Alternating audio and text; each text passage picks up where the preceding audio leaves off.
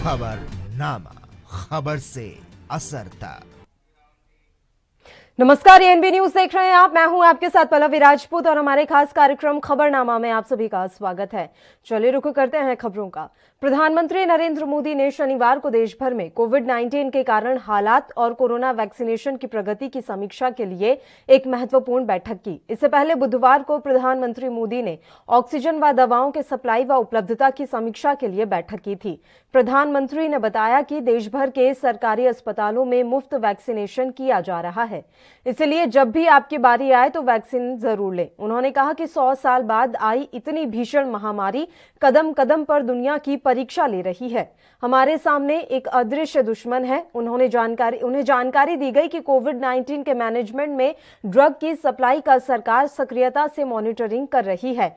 देश में अभी वैक्सीनेशन का तीसरा फेज जारी है। केंद्रीय स्वास्थ्य मंत्रालय के अनुसार शुक्रवार तक वैक्सीनेशन की कुल 18,04,29,261 खुराक दी जा चुकी है। उल्लेखनीय है कि अब लगातार 4 दिनों से ठीक होने वाले मरीजों की संख्या संक्रमण के नए मामलों से ज्यादा रही है। इसके साथ ही कोरोना महामारी को मात दे चुके लोगों का आंकड़ा भी 2 करोड़ को पार कर गया है। 2 दिन की बढ़त के बाद सक्रिय मामलों में भी 30,000 से ज्यादा की गिरावट आई है और इनकी संख्या 37 लाख के नीचे आ गई है।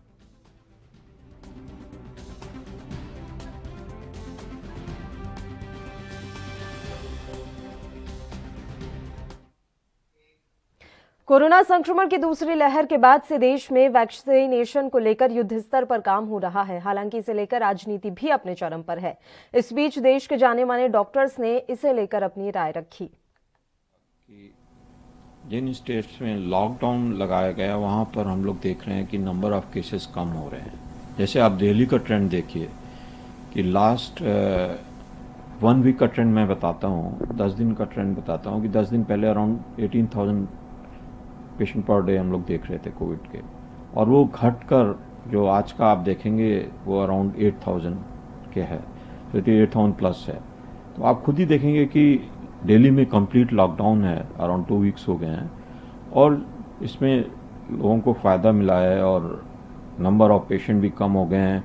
और ये भी देखने को मिला है कि जो पहले क्राइसिस हो रही थी ऑक्सीजन की, ऑक्सीजन बेड्स नहीं थे हॉस्पिटल में और वेंटिलेटर बेड नहीं थे, तो वो भी चीज़ अब देखी गई है कि ऑक्सीजन की रिक्वायरमेंट कम हो गई है लोगों में, और ऑक्सीजन बेड्स भी अवेलेबल हैं। आप अगर दिल्ली गवर्नमेंट की वेबसाइट पे देखेंगे हॉस्पिटल स्टेटस, तो उसमें देखा है हम लोगों ने कि बेड्स भी अवेलेबल हैं, आईसीयू में भी बेड्स अवेलेबल हैं, और पेशेंट का नंबर भी डिक्रीज हो रहा है।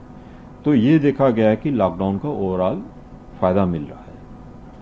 The situation was quite grim a couple of weeks back when with increasing COVID-19 cases, there was tremendous pressure on the healthcare infrastructure. But with the efforts of administration, the healthcare professionals, the general public at large, the situation is gradually improving, and what we are seeing is that the number of cases across the country is gradually coming down. So this is an encouraging sign. However, it's a long battle and we have to prepare ourselves and the healthcare infrastructure for any future upsurge of cases. That's very important for us. ये बात बिल्कुल सही है कि WHO chief ने ये चिंता जताई है कि हिंदुस्तान में जो पेंडेमिक है उससे मृत्यु काफी हो रही है, और जो दूसरा साल है इस पेंडेमिक का वो हो सकता है पूरे विश्व के लिए और ज्यादा खतरनाक हो। उनका इशारा इसी तरफ है कि पेंडेमिक्स जो हैं ये वेव्स में आते हैं, तो हो सकता है विश्व में या हिंदुस्तान में और वेव्स भी आए जिससे कि और मृत्यु दर थोड़ी बढ़े। तो इस चीज को डेफिनेटली हम सब लोग जानते भी हैं और इसको सीरियसली भी सरकारें ले रही हैं। लॉकडाउन्स भी चल रहे हैं, वैक्सीनेशन भी प्रोक्योर हो रही हैं, और लोग भी जागरूकता से अब थोड़े सतर्क होके प्रिकॉशंस को ले रहे हैं, कोविड एप्रोप्रिएट बिहेवियर कर रहे हैं। पिछले 24 घंटे में हिंदुस्तान में 3,23,000 के करीब जो है वो केसेस हुए हैं, जो कि पहले से आंकड़ा कुछ कम हो रहा है, लेकिन मृत्यु दर 3,900 के करीब हुई है, जो कि काफी ज्यादा है। ये मृत्यु दर जो है ये पिछले 14 दिन को रिफ्लेक्ट करता है, जो 14 दिन पहले हुआ था, क्योंकि आमतौर पे मृत्यु जो है वो कोरोना में 10 से 14 दिन के बाद ही होती है, तुरंत नहीं होती है। तो मृत्यु दर अभी कुछ दिन तक शायद बहुत ज्यादा घटे ना, लेकिन केसेस कम हो रहे हैं, ये एक बहुत अच्छी खबर है। sometimes in April. And we were adding about 400,000 cases plus every day. But I see now that they have come down to about 3.25 lakh cases. And from 4,000 deaths per day, I think we have reduced that also to nearly 3,500, slightly around that figure. So this is the way, but what is actually, slightly more, important is that our national positivity is now around 21%. And therefore, the lockdown has to be maintained. And the lockdown, to my mind, can only be lifted once the positivity comes down to below 10%. 5% would be ideal, but less than 10%. So the recovery rate has increased in the last 1 week. So hopefully the worst is behind us. चलिए अब एक और दिल्ली से आ रही अहम खबर से भी हम आपको रूबरू करवा देते हैं। लावारिस लाशों का शमशान कहे जाने वाला सराय काले खां शमशान को दिल्ली का सबसे बड़ा और आधुनिक शमशान घाट बनाने की तैयारी की जा रही है। यहां पहले से जो शमशान घाट है उसका दायरा करीब 3000 वर्ग मीटर है। वहीं शमशान के ठीक पीछे जहां अस्थायी चिताएं बनाई गई हैं उसका दायरा 1000 वर्ग मीटर है। दोनों को मिलाकर करीब 4000 वर्ग मीटर एरिया में इस शमशान को डेवलप किया जाएगा। यहां लकड़ी की 150 और सीएनजी की 10 चिताएं बनाई जाएंगी। साउथ एमसीडी अफसरों के मुताबिक पूरे दिल्ली में करीब 60 से 65 शमशान घाट हैं। इनमें साउथ एमसीडी एरिया में कुल 42 शमशान हैं। इनमें से सिर्फ 3 या 4 ही शमशान इतने बड़े हैं जहां 50 से अधिक चिताएं हैं। निगम बोध घाट सबसे बड़ा है जिसमें लकड़ी की 120 और सीएनजी की 6 चिताएं हैं। पंजाबी बाग शमशान घाट का दूसरा स्थान है जिसमें लकड़ी की 71 और सीएनजी की 4 चिताएं हैं। ईस्ट एमसीडी एरिया में स्थित सीमापुरी और गाजीपुर शमशान घाट का स्थान तीसरे नंबर पर आता है। अब सराय काले खां स्थित शमशान घाट को दिल्ली के इन तीनों शमशानों से भी बड़ा बनाया जाएगा।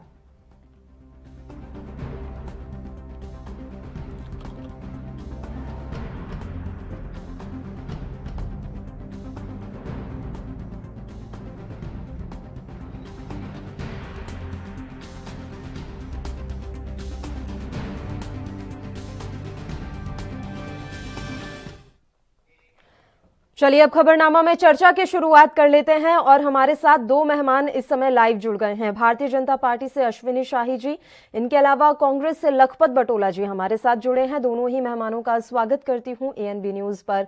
सर, आज हम बात करेंगे प्रधानमंत्री नरेंद्र मोदी की, जिन्होंने वीडियो कॉन्फ्रेंसिंग के जरिए एक अहम बैठक आज की है। देश में इस समय कोरोना की क्या कुछ स्थिति चल रही है, वैक्सीनेशन ड्राइव कैसा चल रहा है, इन तमाम मुद्दों को लेकर उन्होंने चर्चा की है। अश्विनी जी, आपके साथ ही शुरुआत करना चाहेंगे।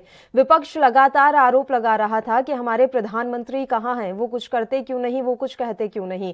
इन सब के बीच में आज एक और बैठक पीएम ने आयोजित की, वर्चुअल तरीके से ही हालांकि ये बैठक हुई। अब क्या लग रहा है, विपक्ष को शांति हो जाएगी कि हाँ प्रधानमंत्री जी देख रहे हैं और सब कुछ समझ रहे हैं? इस आपदा के काल में या कभी भी एक स्वस्थ लोकतंत्र में विपक्ष का काम होता है सरकार के ऊपर आरोप लगाना, और बीच बीच में चाहे सरकार अच्छा काम करे या बुरा काम करे, अपनी उपस्थिति दर्ज कराने के लिए आरोप जरूर लगाती है। और जबकि कांग्रेस की बात है, कांग्रेस इस समय लगभग देश से साफ हो चुकी है, तो कांग्रेस के बड़े नेता एक कमरे में बैठकर ट्वीट करना उनका एक शकल हो गया है। रोज एक ट्वीट आता है, आप देखती हैं कि कांग्रेस के बड़े नेताओं का, राहुल जी, प्रियंका जी, सबका एक ट्वीट आ जाता है। अच्छी बात है, ये लोग समस्या पर बात करते हैं और सिर्फ समस्या पर बात करने से उसका समाधान नहीं निकल जाता है। माननीय प्रधानमंत्री जी सिर्फ समाधान पर बात करते हैं, समस्या पर बात कभी आज तक करते हुए किसी ने नहीं देखा उनको।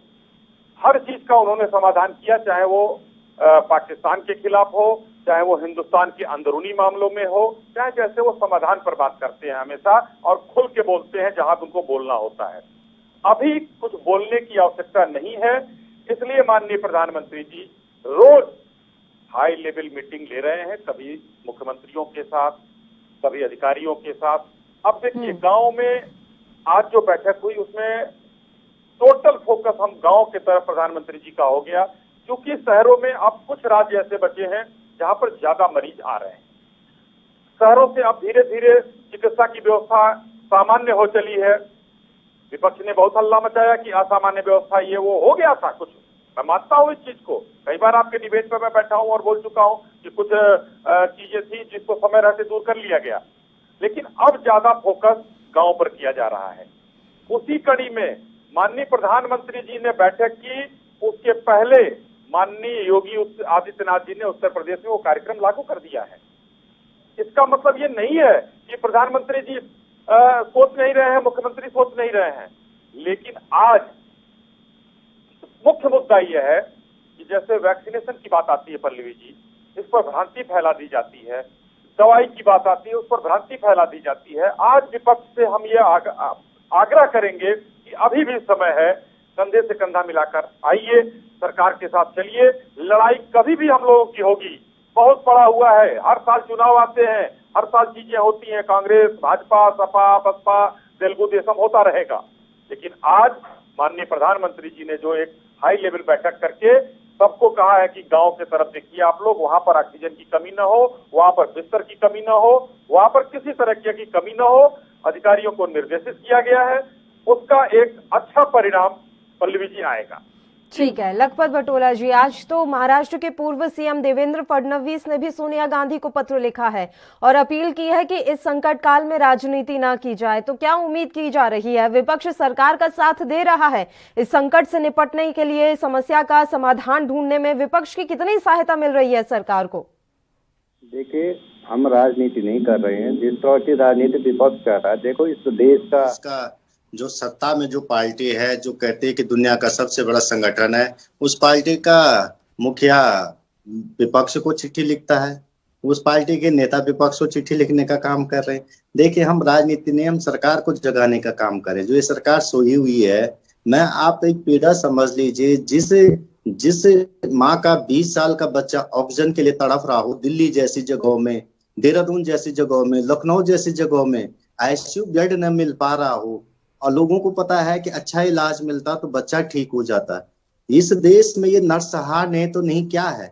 गोवा के अंदर 30-35 लोग केवल ऑक्सीजन की कमी से मर जाते हैं, ऑक्सीजन सप्लाई नहीं हो पाती है। महाराष्ट्र के अंदर ये घटना हो जाती है, उत्तर प्रदेश के अंदर ये घटना हो जाती, कितने दुख की बात है। हम 21वीं सदी के हिंदुस्तान में हैं, नए भारत की बात करते हैं। मैं साहनी साहब को पूछना चाहता हूं कि इस देश के अंदर एक हॉस्पिटल ये बताएं जो 7 साल में माननीय प्रधानमंत्री जी ने लगाए हो या आपकी सरकारों ने लगाए हो। इलाज उन्हीं हॉस्पिटलों में चल रहा है जो हॉस्पिटल कांग्रेस ने खड़े किए हैं, वही ऑक्सीजन प्लांट है जो कांग्रेस ने दिए हैं। और ये राजनीतिक कांग्रेस और बीजेपी ने बात मेरे देश के लोगों की है, बात उस 20-25 साल के नौजवान के जो असमय अकाल मृत्यु को ग्रस्त हो जा रहा, और वो सरकार की लापरवाही की वजह से है। आप एक चीज बताने का काम कीजिए कि अगर ऑक्सीजन की सप्लाई से सैकड़ों लोग मर जा रहे हैं तो ये नरसंहार नहीं तो क्या है? अगर प्रधानमंत्री जी इतने चिंतित हैं, 7 साल में एक प्रेस ब्रीफिंग माननीय प्रधानमंत्री जी नहीं कर पाए, केवल अपने मन की बात कहते हैं, लोगों से सवाल लेना नहीं चाहते हैं, लोगों की समस्या नहीं सुनना चाहते। साहनी साहब ने बहुत अच्छी बात कही कि हम समाधान की ओर प्रधानमंत्री जी जाना चाह रहे हैं। आप ये बताओ कि दुनिया में हर दूसरा संक्रमित व्यक्ति हिंदुस्तान के अंदर पाया जा रहा है, सबसे ज्यादा मौतें हिंदुस्तान के अंदर हो रही है। आज स्थिति ये हो गई कि स्थितियां क्या है, भगवान भरोसे है कि जब मेरे देश के गांव में गांव बड़े बड़े, मैं तो अपने उत्तराखंड की बात कहना चाह रहा हूं, पहाड़ की बात है, गांव में पूरे गांव के गांव बीमार पड़े हुए हैं, कोई सुध लेने वाला नहीं। देहरादून जैसे शहर में जब इलाज नहीं है पल्लवी जी, तो आप सोचिए कि उत्तराखंड के उस दूर दराज के गांव नीतिमाला में क्या बात की जाए। आप बात कीजिए, जब लखनऊ के अंदर इलाज नहीं मिल पा रहा तो हम क्या उम्मीद करें कि किसी को फैजाबाद के अंदर कहीं दूर दराज के गांव में इलाज मिल पाए। जब दिल्ली के अंदर इलाज नहीं मिल पा रहा तो क्या उम्मीदें की जाए? देश के अंदर केवल भाजपा चुनाव के अलावा, राजनीति के अलावा भाजपा ने इस देश के अंदर कुछ नहीं किया है। जब से आरएसएस का गठन हुआ हो, चाहे जनसंघ का हुआ चाहे भाजपा का हुआ, इन्हें ना देश से लेना है ना देशवासियों से लेना है। आज मैं ये बात नहीं कहनी चाहिए, लेकिन क्योंकि साहनी साहब ने कांग्रेस की बात की है, बात कांग्रेस रहे नहीं रही महत्वपूर्ण नहीं है। कांग्रेस कितने संकट में, ये महत्वपूर्ण नहीं, ये जनतंत्र है, लोकतंत्र है। लोगों ने, कांग्रेस ने इस देश को आजाद किया, इस देश के नवनिर्माण में कांग्रेस ने योगदान दिया। आज जो परिस्थिति भी हो रही है, जितने लोग बचे कांग्रेस की दी हुई संस्थानों पे लोगों ने मौका कांग्रेस को दिया, कांग्रेस ने संस्थान बनाए, देश की जनता को समर्पित किया, उस पर लोगों का इलाज हो रहा है। महत्वपूर्ण यह है कि देश की आज क्या स्थिति है। आपको जान के ताज्जुब होगा कि इतिहास में पहली बार जीडीपी से ज्यादा देश के अंदर कर्जा हो गया। $5 ट्रिलियन की हम बात कर रहे थे। हम कहते थे कि सेल्फ लैंड की बात करने के लिए देश के अंदर 45% से ज्यादा बेरोजगारी चले गई। ये जो परिस्थितियां बनी हैं ये बहुत दुखद भयानक है। जिन लोगों को 5-10 हजार की नौकरियां मिलती है, हॉस्पिटल में चले जाओ कोविड के इलाज के लिए 10-12 लाख का बिल आ रहा है। लोगों की स्थिति ऐसी है कि इलाज कराए तब भी मर रहे, इलाज तो मिल ही नहीं पा रहा। अगर किसी के पास पैसा है भी, आप बताएं कि वैक्सीनेशन ड्राइव के अंदर आप बताएं कि वैक्सीनेशन नहीं हो पा रहे, लोग इलाज कराना चाह रहे। देश में 15.5 करोड़ वैक्सीन बनते हैं और 6.5 करोड़ आप पाकिस्तान की बात कर रहे थे, सानिस आप पाकिस्तान को देने का काम करते, बांग्लादेश को कहने का। अमेरिका की पॉपुलेशन 33 करोड़ है, 50 करोड़ वैक्सीन उन्होंने फ्रीज करने का काम किया। आप फाइजर की वैक्सीन 50 करोड़ उन्होंने फ्रीज किया। आज अमेरिका मुक्त हो गया, ब्रिटेन हो गया, इजराइल हो गया, फ्रांस हो गया, इटली हो गया। जो लोग बहुत बड़ी परिस्थितियों में थे उन लोगों ने दूसरी लहर में आते आते अपने को बहुत हद तक इकोनॉमिकली भी और अपने लोगों को सुरक्षित करने का काम किया। लेकिन मेरे देश की स्थिति जो है वो एशिया के अगल बगल के जो हमारे बहुत गरीब देश है उनकी भी ये हाल नहीं है। जिस तरह से निठल्लापन, निकारापन माननीय प्रधानमंत्री ने दिखाया है, ये इतिहास कभी माफ नहीं करेगा। लाखों लोगों की जान चले गई, इसके लिए कौन दोषी है? आप पूछ लेते हैं अश्विनी जी से, पूछ लेते हैं लखपत जी। बताइए शाही साहब, उनके पास तो एक लंबी चौड़ी लिस्ट है ये बताने के लिए कि सरकार ने कुछ नहीं किया और आज हमारे देश का जो भी हाल है उसके लिए आप जिम्मेदार हैं। इतनी सारी शिकायतें मुख्य विपक्षी दल को है तो आप सोचिए कि लोगों को कितनी शिकायतें होंगी। अश्विनी जी। बहुत ही बेहतर तरीके से हमारे लखपत जी ने बताया, पल्लवी जी। मैं थोड़ा सा इनका जो है मैं सुन रहा था, बड़े धैर्य से इन्होंने बहुत कहा। लखपत जी, ये किसी को बताने की जरूरत नहीं है, ये पूरा विश्व जानता है कि भारतीय जनता पार्टी विश्व की सबसे बड़ी पार्टी है। इस पर किसी को का सर्टिफिकेट देने की जरूरत नहीं है, गूगल से लेकर जहां भी खोजेंगे वो मिलेगा, वो है। 7 साल में आपने काम की बात की, 56 साल आपकी सरकार रही, 56 साल और 7 साल में जो आप अमूलचूल परिवर्तन की बात चाहते हैं वो अमूलचूल परिवर्तन हो गया है। आपके उत्तराखंड से ही मैं शुरू करता हूं। लखपत जी थोड़ा सा ध्यान से सुनिए, फिर जब मेरा हो जाए तो जवाब दे दीजिएगा। आपके उत्तराखंड से मैं शुरू करता हूं। ऋषिकेश में एम्स देने वाली कौन सी सरकार है? नरेंद्र मोदी की सरकार है। लखनऊ में रायबरेली, जहां से आपकी अध्यक्षा पूर्व अध्यक्षा चुनाव लड़ती हैं, वहां पर एम्स देने वाली एक एक करके बात करेंगे सर, एक एक करके बात करेंगे। लखपत जी आपको पूरा टाइम मिला सर, जब आपकी बारी आएगी तभी बात कीजिएगा। अभी दोनों एक साथ बोलेंगे तो आवाज क्लियर नहीं होगी और मैं एक सार्थक बहस चाहती हूँ, सिर्फ तू मैं की लड़ाई नहीं चाहती हूँ, इसलिए मैं रिक्वेस्ट कर रही हूँ सर, एक एक करके बात करेंगे। बताइए अश्विनी जी। लखपत जी, लखनऊ से नजदीक रायबरेली, गोरखपुर, रायपुर, भोपाल, इन सब जगहों पर एम्स देने का काम भारतीय जनता पार्टी की नरेंद्र मोदी सरकार ने किया है। उसके बाद आप आ जाइए कि आज देश कर्जे में है, आप कह रहे हैं 56 साल में आपका विदेश मंत्री कटोरा लेकर दूसरे राज्य देशों में घूमा करता था और वहां से उनको कर्ज की आस होती थी। आज 216 लाख करोड़ का कर्जा देने वाला भारत एक पहला राज्य देश बना है जो अमेरिका को कर्जा दिया है। लखपत जी आपकी जानकारी के लिए बता दें, 56 सालों में नहीं हुआ, ये 7 सालों में हुआ है और डॉक्यूमेंट्री प्रूफ है इसका। मैं आपको पल्लवी जी को भेज दूंगा, आपके पास मिल जाएगा आपको। देखिए, ये कहने की बात नहीं है। आज आपदा में देश है और धीरे धीरे करके समाधान निकाला जा रहा है। 135 करोड़ देश के प्रधानमंत्री, चाहे जो भी हो, कल आपके राजीव गांधी थे, मनमोहन सिंह जी थे, नरसिम्हा राव जी थे, सबसे ज्यादा आपने शासन किया है। उनके समय कोई ऐसी आपदा नहीं आई। 1918 में जो फ्लू आया था उसके बाद आज हम लोग ये आपदा झेल रहे हैं। ये इसी में आई, इस 7 सालों के बीच में। देखिए, सारे पीएचसी उस समय बहुत पहले से बने हुए, आजादी के बाद बने हैं। राज्य सरकारों का सवाल है, राज्य सरकारों ने बनवाया है। लेकिन उन अस्पतालों में सिर्फ क्या होता था, किसी को टीका लग जाता था, किसी का ड्रेसिंग हो जाता था, किसी को फर्स्ट एड मिलता था, उसके बाद वहां से जिला अस्पताल भेज दिए जाते थे। आज इस आपदा ने ये सिखा दिया है कि उन अस्पतालों को भी अस्पताल बनाया जाए, वहां बेड दिया जाए, वहां ऑक्सीजन देना पड़ेगा, वहां पर जो है अच्छी एम्बुलेंस रखनी पड़ेगी, वहां अच्छे डॉक्टर रखने पड़ेंगे। आज डॉक्टरों का हाल है, डॉक्टरों को सलाम है जो दिन रात एक किए हुए हैं। लेकिन आज से कुछ दिन पहले तक बीएससी और सीएससी पर जिस डॉक्टर की पोस्टिंग होती थी उसमें से 50% वहां रहना नहीं चाहते थे, क्योंकि उसका कारण था मूलभूत सुविधाएं नहीं थी।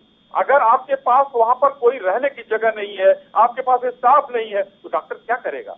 लेकिन अब इन चीजों में बहुत सुधार किया जा रहा है और आने वाले दिनों में लखपत जी मैं आपको बताना चाहता हूं कि हिंदुस्तान पिछले साल और इस साल कोरोना से लड़के स्वास्थ्य की चीजों में इतना आगे आ चुका है कि अब किसी भी देश से अब ये कहने की हमको जरूरत नहीं पड़ेगी कि हम उस देश से पीछे हैं।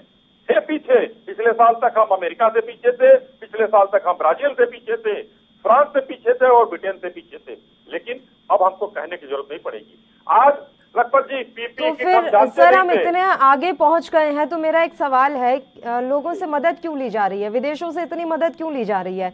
सब कुछ हमारे देश में अगर उपलब्ध है, अवेलेबल है, हमारी टेक्नोलॉजी इतनी हाई हो गई है, तो लगातार हम ये क्यों तस्वीरें देख रहे हैं कि विदेशों से ये मदद आ रही है, वो मदद आ रही है, मास्क तक आए हैं और तो छोड़िए। तो मैं इसका भी आप मुझे थोड़ा सा समझा दें कि आखिर ऐसा क्यों? पल्लवी जी, इसका भी एक आपको सकारात्मक जवाब मिलेगा। आज विश्व जो है पूरा वसुधैव कुटुंबकम का नारा अगर हिंदुस्तान से निकला था तो विश्व भी एक पूरा परिवार है।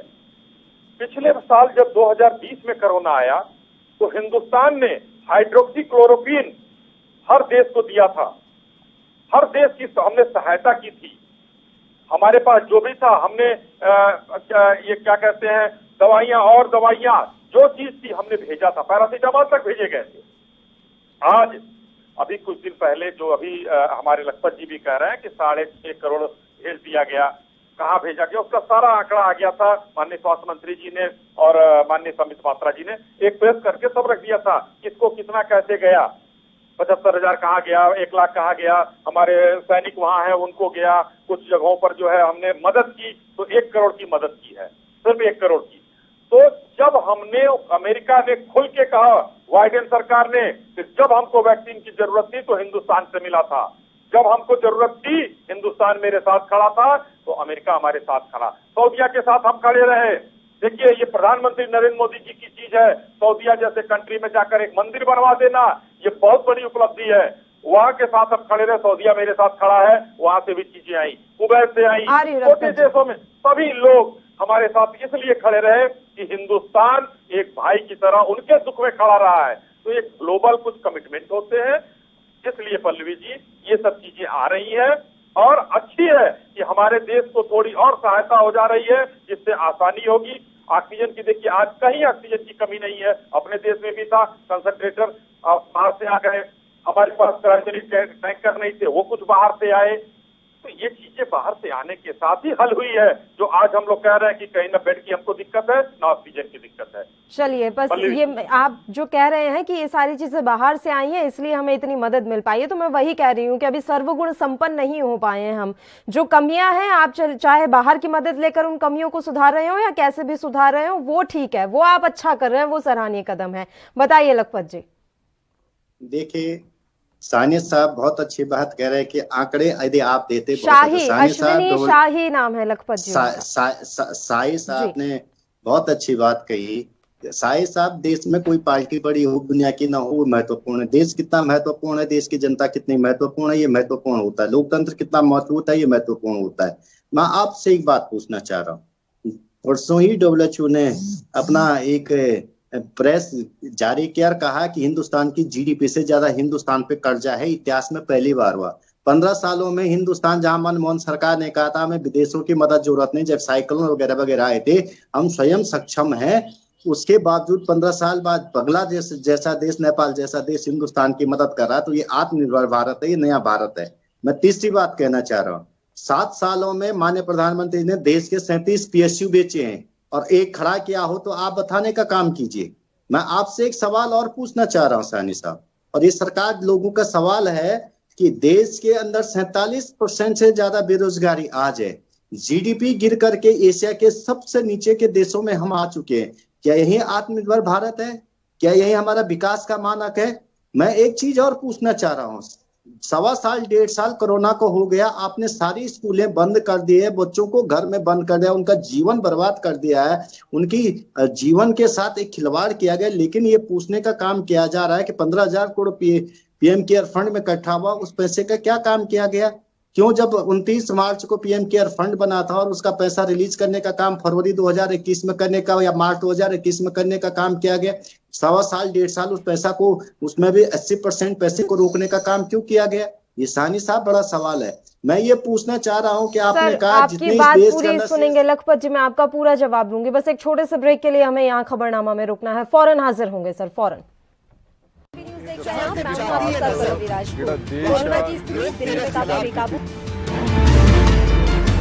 खबरनामा, खबर से असर तक।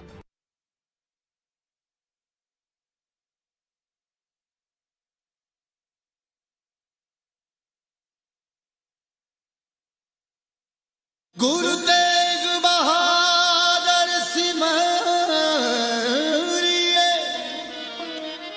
करनो निध आए ताए। श्री गुरु तेग बहादुर जी ਦੀ ਅਲੌਕਿਕਤਾ ਨੂੰ ਬਿਆਨ ਕਰਦਾ ਗੁਰੂਦੁਆਰਾ ਬੜੀ ਸੰਗਤ Varanasi.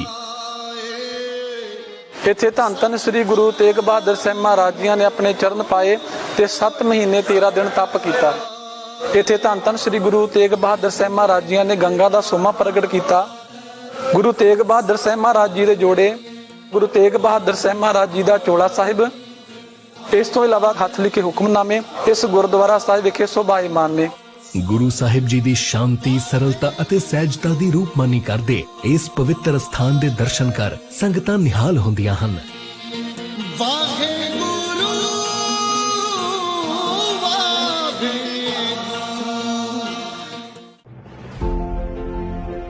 To honor the contribution of private schools in Punjab, the Federation of Private Schools and Associations of Punjab is organizing the first of its kind FAP State Awards. The awards are aimed at rewarding private schools across Punjab excelling on variant parameters from infrastructure, teaching quality, cleanliness, facilities and more. The award categories are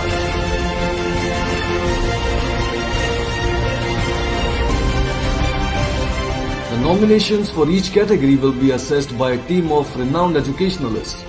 The final call will be made after undergoing a professional and transparent evaluation process. All the school applicants will be given an appreciation award for their contribution to educational growth in Punjab. The FAP State Awards are open to all private schools of FAP Punjab and the entry is free of cost. Last date to apply is 20th May.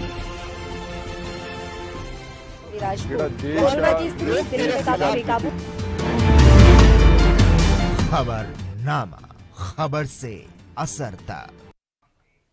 Break के बाद एक बार फिर से खबरनामा में आप सभी का स्वागत है। आज प्रधानमंत्री नरेंद्र मोदी ने एक उच्च स्तरीय बैठक की है। कोविड की स्थिति को लेकर यह बैठक की गई है, इसी मसले पर हम चर्चा कर रहे हैं। दोनों मेहमान लगातार हमारे साथ जुड़े हुए हैं। बताइए लखपत जी, 3 सवाल तो आपने ब्रेक पर जाने से पहले पूछ लिए थे, अब आगे आप अपनी बात जारी रखिए, उसके बाद मैं अश्विनी जी आपका रुख करूंगी।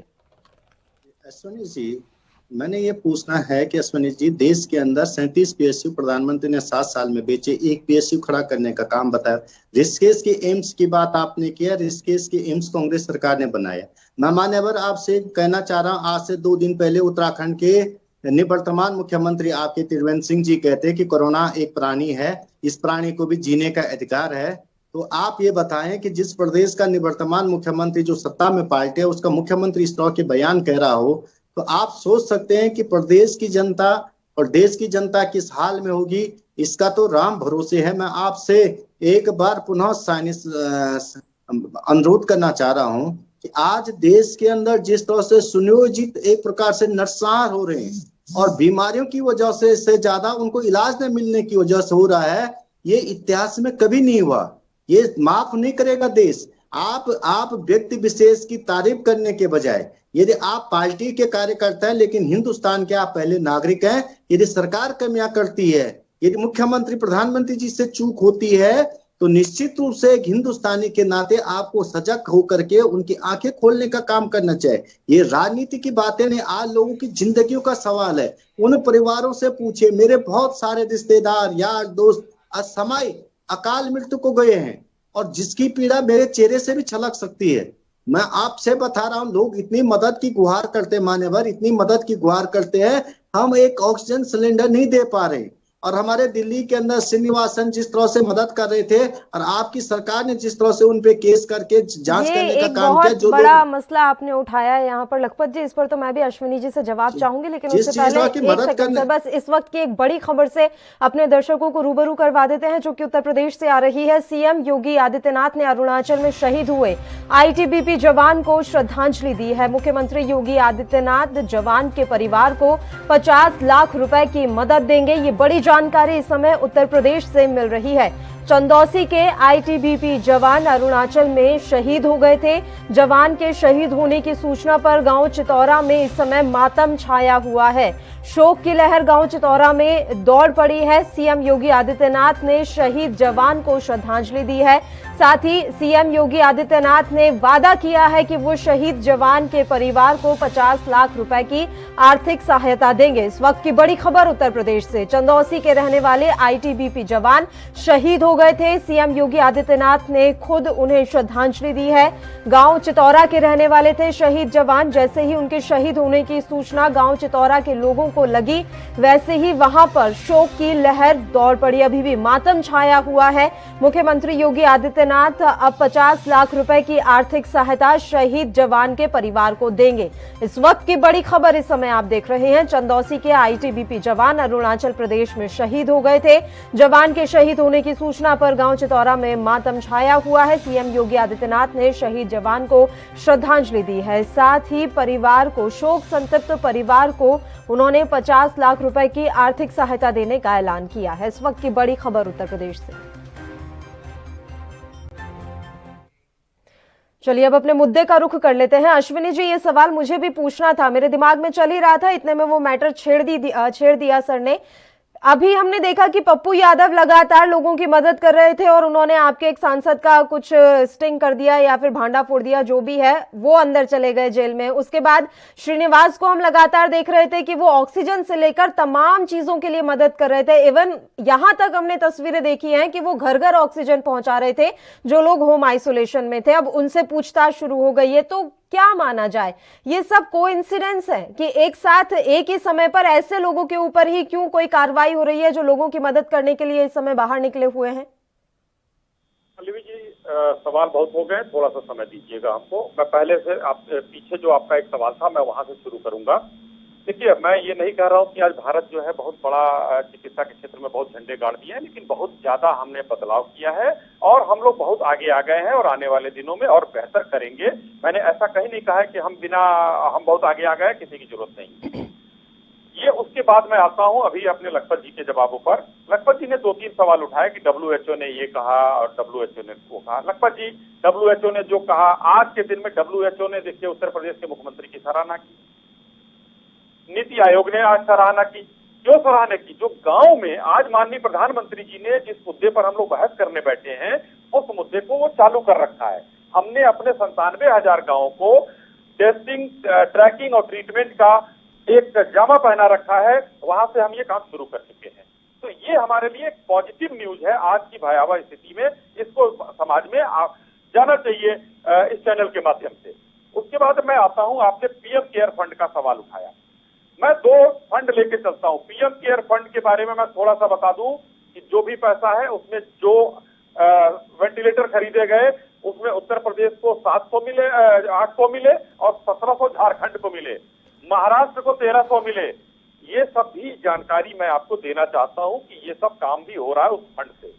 उसके लिए एक महत्वपूर्ण चीज बता दूं, सदन जो है लोकसभा, लोकतंत्र का एक बहुत ही गरिमामय जगह है और बहुत ही वहां पर सारी चीजें जो है गीता और कुरान की तरह सही बोली जाती हैं। उस सदन में माननीय वित्त मंत्री जी ने एक आंकड़े रखे थे, आपको ध्यान होना चाहिए कि पीएम केयर फंड और प्रधानमंत्री रिलीफ फंड पहले जो था वो रजिस्टर्ड नहीं है, लेकिन ये रजिस्टर्ड है। इसकी ऑडिट होती है, पोर्टल पे पड़ा हुआ है सारा चीज। उसका नहीं पड़ा हुआ है, क्योंकि वो आप लोगों के सरकारों द्वारा चलाया जा रहा था। इसमें पोर्टल पर जाइए, सारी जानकारी आपको मिल जाएगी। पीएम केयर फंड पर सवाल उठाना बंद कीजिए।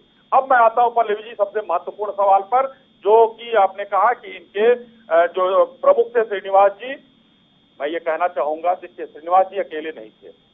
दिल्ली हाई कोर्ट में एक मिस्टर दीपक सिंह जो स्वयंसेवी संस्था चलाते हैं, उन्होंने एक पिटीशन फाइल की। उस पिटीशन में श्रीनिवास जी का नाम, स्वर्गीय मदन लाल खुराना जी के बेटे हरीश खुराना जी का नाम, गौतम गंभीर जी का नाम और आम आदमी पार्टी के एक विधायक पांडे जी का नाम, दिलीप पांडे जी का नाम, इन लोगों का और भी कई लोगों का नाम है। महाराष्ट्र से देवेंद्र फडणवीस का है, गुजरात से काफी लोगों का नाम उन्होंने वहां पर डाला। उसकी सुनवाई हुई। सुनवाई होने के बाद पल्लवी जी, वहां पर हाईकोर्ट ने एक डायरेक्शन जारी किया कि आप दिल्ली पुलिस के पास जाइए। दिल्ली पुलिस को कहा कि आप इनकी एक इंक्वायरी करिए और इंक्वायरी करके इसका स्टेटस रिपोर्ट हमको दीजिए। तो कहीं किसी की गिरफ्तारी नहीं, कहीं किसी की नहीं। पुलिस गई है, गौतम गंभीर जी से भी पूछताछ की है और मदन लाल खुराना जी के बेटे से, हरीश खुराना जी से भी पूछताछ हुई है, श्रीनिवास जी से पूछताछ हुई है और पांडे जी आम आदमी पार्टी के विधायक से भी पूछताछ हुई है कि आप लोग कैसे करते थे, क्या करते थे। अब मैं आता हूं महत्वपूर्ण, तो उसका जो अंदर का जो आंकड़ा था, इन लोगों के सेवा भाव को मेरा नमन है। इन सभी लोगों के इस आपदा काल में इन्होंने कैसे भी किया।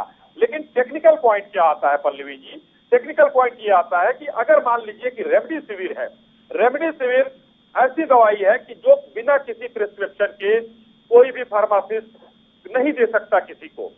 वो दवाइयां इन लोगों के ट्विटर पर थी, सेवा भाव था उसमें। कोई मैं नहीं कह रहा हूं कि इन्होंने किसी ने स्टार्ट किया है या किसी ने कुछ किया है, सेवा भाव था। लेकिन अति उत्साह में कहीं ना कहीं टेक्निकली कानून का वायलेशन हुआ है इन्हीं सब चीजों को लेकर, क्योंकि वो रख नहीं सकते। एक कि अगर वो जो रेस्टोरेंट में पाए गए वो कालाबाजारी के सिलेंडर थे, उसकी पूछताछ थी, लेकिन उसमें भी कई चीजें आई। आज गुरुद्वारे में भी सिलेंडर बट रहे हैं, हाईकोर्ट ने कहा है ऐसा। मैं नहीं मानता हूँ, सेवा भाव सर्वोपरि है, लेकिन टेक्निकली थोड़ा सा अगर ये दिक्कत हुई है, इस वजह से इन लोगों से पूछताछ हुई है पल्लवी जी, और सबसे हुई है। कोई न किसी का इंटेंशन है, जैसा कि अभी लखपत जी ने कहा कि हमारा सेवा भाव था, हम कर रहे थे, तो श्रीनिवास जी का, अरे भाई मैं तो भाजपा के लोगों का, अपने एमपी का नाम ले रहा हूँ, अपने जो है आम आदमी पार्टी के विधायक का नाम ले रहा हूँ, सबका नाम ले रहा हूँ। ये कोर्ट का काम है और पुलिस का काम है। इसमें भारतीय जनता पार्टी को कहीं से न घसीटा जाए। पल्लवी जी ठीक है, बताइए लखपत जी। और एक चीज ये है सर, अभी जो आपने पीएम केयर की बात की, पीएम केयर फंड की, डीआरडीओ की तरफ से भी ये आधिकारिक बयान जारी किया गया था कि डीआरडीओ ने जितने भी अस्थायी अस्पताल बनवाए हैं वो सारे पीएम केयर फंड से बनवाए हैं। तो इसको लेकर भी मैं आपसे प्रतिक्रिया चाहूंगी। तो हमेशा एक ही चीज पर सवाल उठाना, जबकि अलग अलग तरीके से डेटा हमेशा जारी किए जाते रहे हैं। जी देखिए, मैं आपसे बता सकता हूं कि पीएम रिलीफ फंड जो है वो आज भी यथावत है और आज उसमें लगभग 20,000 करोड़ रुपया पड़ा है।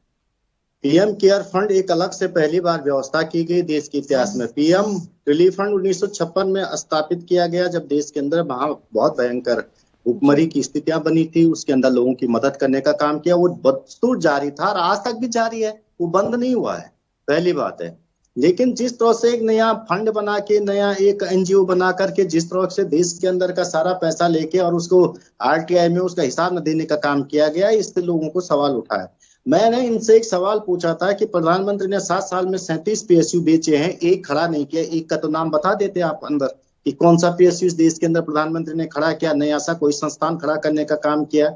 देश के अंदर आज -7.7 जीडीपी स्थिति गिरी है। मैंने आपसे पूछा है, देश की आज जो कर्जा जो देश के अंदर है वो जिसकी जीडीपी के इक्विवेलेंट हो गया, ये इतिहास में पहली बार है। 47% से ज्यादा बेरोजगारी इतिहास में पहली बार है। यही नया भारत है, यही आत्मनिर्भर भारत है। सेल्फ रिलायंट भारत की बात की गई, प्रधानमंत्री ने स्टैंड अप स्टार्टअप की बातें की है। स्टैंड अप और स्टार्टअप में आपको जान के ताज्जुब होगा कि 85 और 89% चाइनीज कंपनियों का इन्वेस्टमेंट है। और उस कंपनियों पे कहा गया कि हमने 56 ऐप्स पे बैंड करने का काम किया। हिंदुस्तान की पूरा शिक्षा नीति जूम ऐप पे चली है। वो जूम ऐप भी जो है वो चाइना का है।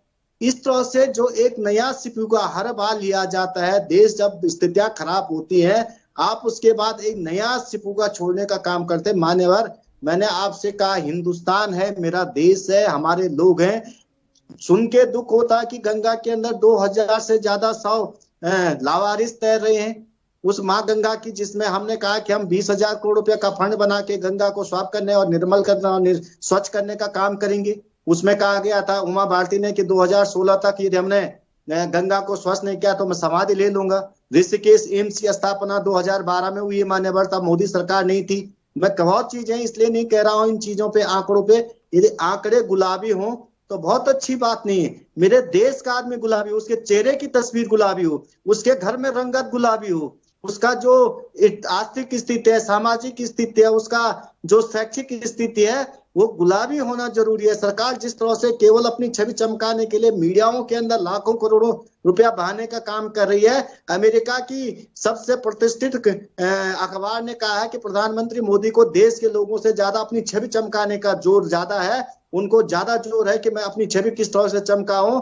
और कोरोना वैक्सीन लगाने के बाद देश के अंदर आपने जाना होगा कि लोगों पे देश वैक्सीनेशन, कई प्रकार के वैक्सीनेशन लगे। पहली बार प्रधानमंत्री जी का सर्टिफिकेट दिया जा रहा है। जो लोग मर रहे हैं उनके सर्टिफिकेट पर प्रधानमंत्री की फोटो नहीं लगनी चाहिए। देश के अंदर लाखों लोग मर रहे हैं। दुनिया में सबसे ज्यादा हर दूसरा व्यक्ति हिंदुस्तानी संक्रमित है। 3 से 4 लाख के बीच लोग संक्रमण की स्थितियां वो स्थितियां तब है कि जब देश के अंदर आंकड़े छुपाने का काम किया जाए, मौत की स्थितियों को छुपाने का काम किया जाए। इससे बड़ा नरसंहार इतिहास में कभी नहीं हुआ जिस तरह से लोगों को ऑक्सीजन की कमी से लोग मर रहे हैं। देश की सरकार इतनी ठल्ली, इतनी सोई हुई कभी नहीं रही। मेरे देश के प्रधानमंत्री में इतनी हिम्मत नहीं है कि मीडिया के सामने आकर के लोगों के सवालों का जवाब दें। आप 2-2 घंटा, 3-3 घंटा, 1-1 घंटा मन की बात कर लेते हैं। आप जिस तरह से राजनीतिक रैलियां करते हैं, जिस तरह से 1 घंटे पहले कहते हैं कि 2 गज की दूरी, मास्क जरूरी है, 1 घंटे बाद जाकर के कहते आधे घंटे बाद कि मुझे तो केवल लोग ही लोग दिखाई दे रहे हैं, चुनाव जीतना जरूरी है, मास्क नहीं लगा रहे हैं आप। इस तरह की जो परिस्थितियां, मान्यवर, एक बात मैंने आपसे पुनः पूछी। इस प्रदेश के निवर्तमान मुख्यमंत्री त्रिवेंद्र सिंह रावत जी ने कहा कोरोना एक वायरस है, कोरोना एक प्राणी है, उस प्राणी को जीने का अधिकार है। भाजपा वाले उसको अपने घर में रखें। देश के लोग मर रहे हैं, लोगों के बच्चे मर रहे हैं, लोगों के माँ बाप खो रहे हैं, लोग अपने बहनों को, और आप इस तरह की बातें कह रहे हैं। मान्यवर, किस तरह से बर्दाश्त करने योग्य है? क्या ये पीड़ा आप बताए उस व्यक्ति को? सोचिए, जब लोग घरों के अंदर कैद हैं, आज के लोग खाना नहीं खा पा रहे, रोजगार नहीं ले पा रहे, बच्चे स्कूल नहीं जा पा रहे, आप कह रहे कि कोरोना एक प्राणी है, उसको जीने का अधिकार है। इस तरह की बातें कही यदि निवर्तमान मुख्यमंत्री जी कह रहे, वर्तमान मुख्यमंत्री जी कह रहे कोरोना कोविड-19 कह रहे हैं, जिस तरह की बातें की जा रही, मान्यवर, मुझे लगता है शर्मसार करने वाली बात समाज के लिए भी है, हम लोगों के लिए भी। सबसे बड़े दुख की बात इस देश की जनता के लिए कि इस देश की जनता ने एक ऐसा प्रधानमंत्री चुना जो केवल भाषण वीर तो है, लेकिन देश को जिसने आज आर्थिकी हो। देखिए बटोला जी, ये समय जो इस समय है, ये सभी को याद रहेगा। किससे सहायता मिली, किससे सहायता नहीं मिली, ये भी सभी को याद रहेगा। और ऐसा नहीं है कि अब वो तो बैठ गए हैं सीट पर तो अब वो उठ नहीं पाएंगे। अगर उन्होंने कुछ नहीं किया होगा तो आने वाले चुनावों में उनको कुछ भी हाथ नहीं लगेगा। तो ये वाली चीजें तो साफ हैं। तो हम बस यही उम्मीद करेंगे कि अभी जो ये वक्त चल रहा है, इस वक्त की नजाकत को हम समझें, मिलजुल कर सभी इस महामारी से लड़ने की कोशिश करें, तो शायद ये वक्त जल्दी निकल जाएगा। क्योंकि वक्त है, ये तो जाएगा, ऐसा कभी नहीं रहेगा। और इस उम्मीद पर तो अभी तक सब चल रहे हैं, तो आगे भी चलेंगे। अभी समय की कमी है, इसलिए मेरे को रोकना पड़ रहा है। आपको बहुत बहुत शुक्रिया दोनों मेहमानों का तमाम चर्चा करने के लिए, आप हमारे साथ जुड़े। इसी के साथ खबरनामा में फिलहाल के लिए इतना ही। मुझे दीजिए इजाजत, नमस्कार।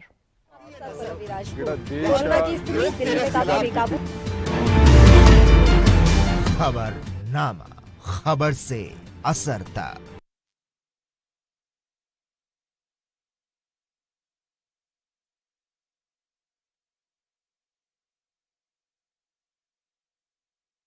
गुरु तेग बहादुर सिमरिए करनो निधि। इस पावन पवित्र अस्थान ते गुरु तेग बहादुर साहब सच्चे पातशाह जी 6 महीने 9 दिन रहे। गुरु तेग बहादुर साहब सच्चे पातशाह जी ने गंगा जमुना सरस्वती का जो सुमेल है, इस स्थान तक पवित्र खूह है, उस खूह विच करवाया। इस स्थान ते 25 ਸਿੰਘਾਂ ਨੂੰ ਲਾ ਕੇ ਪਹਿਲਾ ਸ੍ਰੀ ਅਖੰਡ ਪਾਠ ਦਾ ਪ੍ਰਕਾਸ਼ ਇਸ ਪਾਵਨ ਪਵਿੱਤਰ ਸਥਾਨ ਤੇ ਹੋਇਆ। ਜਿਹੜੀਆਂ ਨਿਸ਼ਾਨੀਆਂ ਨੇ ਸਤਿਗੁਰੂ ਜੀ ਦੀ ਚੌਂਕੀ ਦੇ ਪਾਵੇ ਕਿਰਪਾਨ, ਸੰਖ ਸਾਹਿਬ ਜੋ ਸਤਿਗੁਰੂ ਜੀ ਦੀਆਂ ਇਤਿਹਾਸਕ ਨਿਸ਼ਾਨੀਆਂ ਨੇ। नाम रहियो साधु रहियो गुरु गोबिंद, कहो नानक ए जगत में किन जपियो गुरमंत। वाहे